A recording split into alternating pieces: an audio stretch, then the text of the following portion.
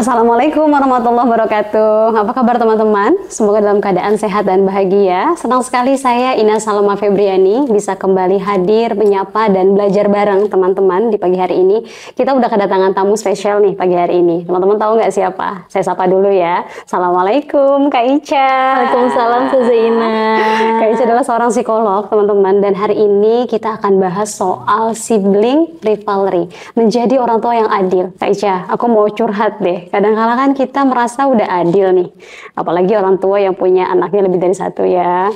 Kita udah adil memperlakukan anak kita yang pertama, yang kedua, yang ketiga, atau bahkan karena saya di keluarga 8 anak ya, orang tua saya punya 8 anak gitu ya. Kita rasa orang tua kita udah adil nih, tapi ternyata di perspektif anak, diterima oleh anak itu berbeda-beda.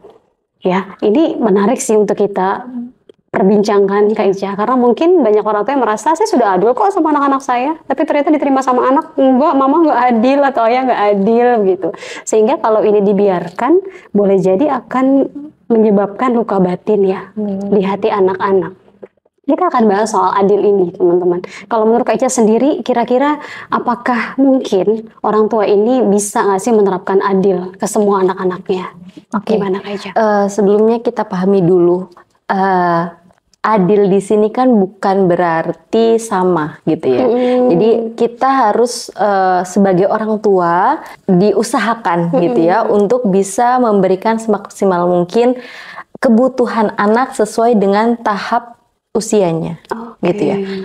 Kalau tadi kita bilang akhirnya kenapa sih bisa ada akhirnya sibling rivalry tadi ya, gitu ya. Kita tak pahami bahwa sibling rivalry ini kan dari dua kata kan, sibling dan rivalry, bermusuhan gitu ya, perasaan gitu ya, perasaan mau berantem gitu ya, rasanya tuh nggak nyaman gitu dengan saudaranya gitu ya, dan biasanya memang terjadi gitu ya, umumnya terjadi itu dengan saudara yang jeda usianya dekat 1-2 tahun gitu ya.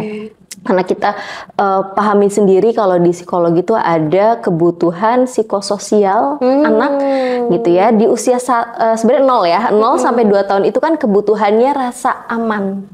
Trust mistrust gitu ya. Di saat kebutuhan dasarnya itu belum terpenuhi gitu ya, pasti akan ke perasaan yang selanjutnya versusnya tuh trust mistrust, nggak merasa aman gitu ya, yang akhirnya kadang anak melampiaskan gitu ya dengan cara apa, mungkin akhirnya jadi jealous sama adiknya ya, karena merasa dia tidak terpenuhi nih, tadinya mungkin dia jadi senternya gitu ya, jadi berubah nih jadi nggak sama dia nih senternya gitu kan. Nah makanya tadi apakah kita bisa berlaku adil walaupun memang untuk mencapai kata adil itu tidak mudah gitu ya, nggak mudah banget gitu. Tapi kita usahakan untuk memenuhi dulu deh kebutuhan tiap usia anaknya itu apa gitu. Itu penting banget. Ya, itu makanya kenapa akhirnya bisa terjadi sibling rivalry. Biasanya yang tadi saya katakan bahwa memang kakak dan adik ini usianya deketan nih. Biasanya gitu. Biasanya di deket. Karena kalau sudah dewasa kan kebutuhannya sudah terpenuhi gitu ya. Sudah bisa juga lebih diajak diskusi gitu ya. Itu minim atau ya hampir jarang terjadi sibling rivalry tersebut. Oke.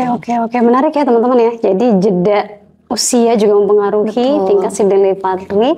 Dan tadi yang menariknya Kak Ica bilang, penuhi dulu kebutuhan dasar dari tiap anak-anak kita, karena balik lagi karakter tiap anak juga berbeda-beda Kak Ica ya. Mungkin yang pertama ada yang disiplin, prihatin, anak yang kedua ternyata wow ekstrovert, agak susah diatur dan sebagainya, tapi semuanya kan istimewa sebenarnya teman-teman ya. Dan saya ingat banget Kak Ica, ada satu hadis dari yang diriwayatkan oleh Nu'man bin Bashir. Hadis ini tentang ketika beliau memberikan hadiah kepada anaknya, ya salah satu anaknya. Kemudian istrinya bertanya, apakah hadiah ini engkau berikan kepada anak-anakmu yang lain? Nu'man tidak menjawab bahwa hadiah ini juga diberikan kepada anak yang lain. Kemudian istrinya membawa kepada Rasulullah. Yuk kita diskus yuk kepada Rasul. Kalau kayak gini tuh boleh nggak sih gitu ya? Ternyata di hadapan Rasulullah ketika Nu'man menceritakan, saya memberikan hadiah kepada anak saya ini, sementara yang lain tidak. Kata Rasulullah, Ini bisa merinding ya baca hadisnya. Fattaqullah i'dilu baina auladakum. Bertakwalah kamu kepada Allah dan berlaku adilah kepada anak-anakmu.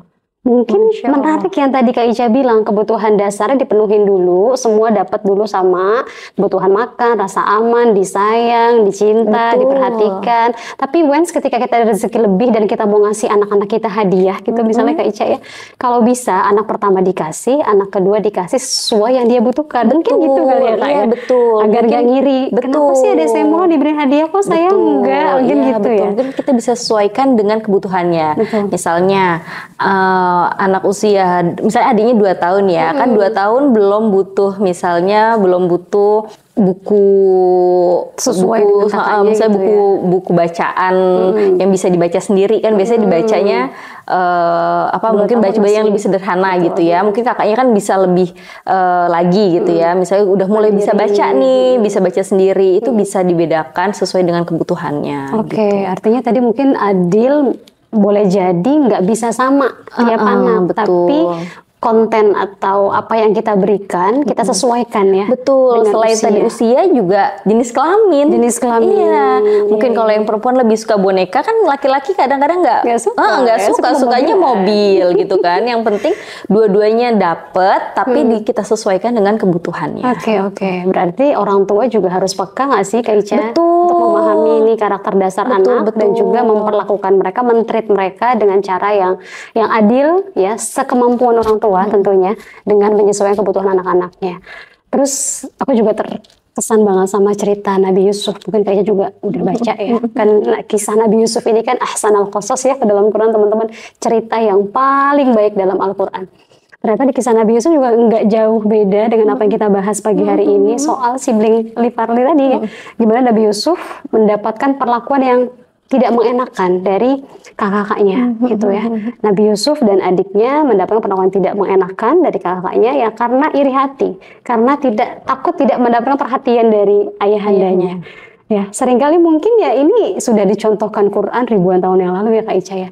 Dan masih relevan sampai hari ini, mungkin kita sering mengalami itu juga. Gitu. Jadi cara apa Kak Ica, strategi apa yang bisa dilakukan orang tua di rumah? Ya mungkin kita masih belajar di orang tua ya Kak Ica ya, betul. agar bisa memperlakukan anak-anak secara adil. Gimana Kak Ica? Mungkin yang pertama bisa dilakukan gitu ya, usahakan jangan saat adiknya baru udah lahir baru diajarkan, tapi ikut sertakan, tumbuhkan rasa cinta kakak sejak adiknya dalam kandungan. Gitu ya, karena kita pahami bahwa tak kenal maka tak sayang gitu kan. Jadi kita kenalkan ini ada adik nih gitu ya. Yuk sama-sama mulai misalnya kalau mau beli baju. Nah saat beli baju mungkin kan pasti kakaknya juga mau ya, nggak apa-apa kita beliin juga gitu ya kakak. Sambil kakaknya juga dikasih kesempatan cari baju yang menurut kakak yang buat adik yang mana yang bagus ya gitu.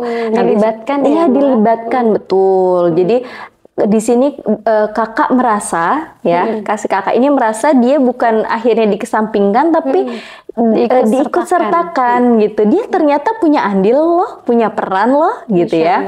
Ya. Selain itu nanti saat lahir gitu ya, mungkin bantu, mungkin kalau mandiin agak susah ya, tapi mungkin bisa Kak boleh minta tolong ambil sabunnya tuh yang di situ kasih ke bunda gitu misalnya ya. Nih, oh iya makasih kakak hebat banget gitu ya. Jadi di situ kakak sebagai kakak yang tadinya mungkin jadi pusat perhatian gitu ya, tidak merasa ditinggalkan gitu ya. Tapi juga oh sama-sama nih, ternyata bunda tetap sayang kok sama aku gitu ya. Bahkan aku juga akhirnya juga bisa memberikan bantu bunda nih untuk adik-adik gitu ya. Tapi mungkin ya namanya kadang-kadang anak-anak sekali dua kali merasa misalnya kok adik terus gitu ya. Itu mungkin terjadi. Tapi ya ini pentingnya juga untuk selain ibu gitu ya, keluarga gitu ya, orang-orang sekitar juga mendukung gitu ya.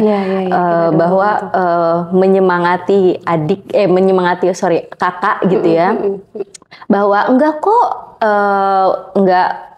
bunda enggak lebih sayang sama adik gitu ya, kakak juga tetap disayang gitu ya, itu juga penting. Betul. Jadi cara komunikasi ke anak, kemudian cara men-treat mereka gitu ya.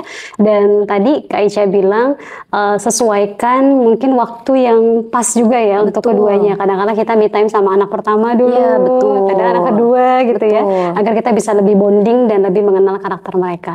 Kak Ica ini menarik banget sih, masih pengen lanjut sih sebenarnya. Tapi kita terbatas waktu, semoga bisa ketemu sama Kak Ica dan ngobrol lagi teman-teman.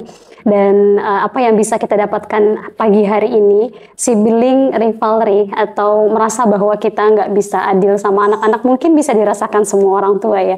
Tapi yang kita sama-sama yakin tidak ada orang tua yang tidak ingin anaknya tumbuh dengan cinta yang baik gitu ya. Jadi mungkin barangkali kita merasa belum menjadi orang tua sempurna. Dan it's okay ya Kak Ica ya. Yang penting kita punya cinta yang selalu sempurna buat anak-anak kita di rumah. Ya. Baik teman-teman, terima kasih sudah hadir dan sudah menyimak tayangan kami di Ruang Tengah persembahan dari Cariustad.id. Dan jangan lupa saksikan tayangan-tayangan berikutnya yang tak kalah seru dengan pagi hari ini. Ruang Tengah adalah persembahan dari Cariustad.id, platform yang menghadirkan ustadz dan ustazah yang ramah dan kompeten di bidangnya. Sehingga apa yang kita bahas di Ruang Tengah tidak hanya dari sudut pandang agama saja, tapi juga dari sudut pandang semua ahli yang di bidangnya masing-masing. Terima kasih teman-teman, saya Ina Salma Febriani mohon undur diri, semoga bermanfaat. Assalamualaikum warahmatullahi wabarakatuh. Waalaikumsalam.